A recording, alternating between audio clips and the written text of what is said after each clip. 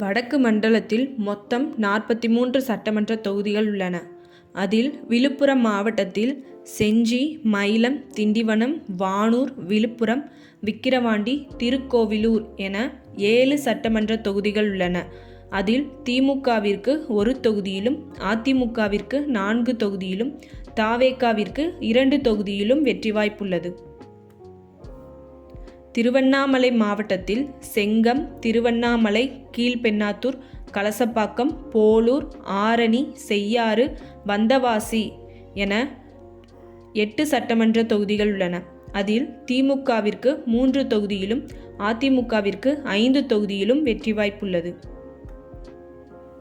கள்ளக்குறிச்சி மாவட்டத்தில் உளுந்தூர்பேட்டை, ரிஷிவந்தியம், சங்கராபுரம், கள்ளக்குறிச்சி என 4 சட்டமன்ற தொகுதிகள் உள்ளன.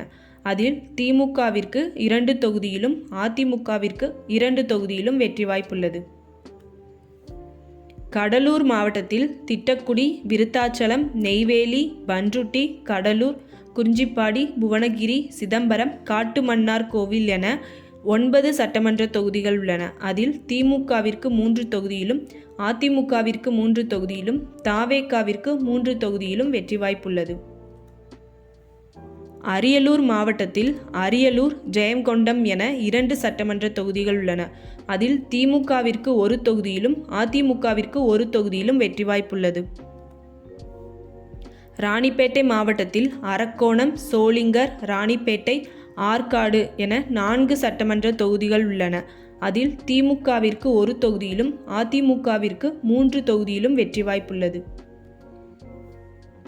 திருப்பத்தூர் மாவட்டத்தில் வாணியம்பாடி, ஆம்பூர், ஜோலார்பேட்டை, திருப்பத்தூர் என 4 சட்டமன்ற தொகுதிகள் உள்ளன. அதில் திமுகவிற்கு 1 தொகுதியிலும், அதிமுகவிற்கு 3 தொகுதியிலும் வெற்றி வாய்ப்புள்ளது.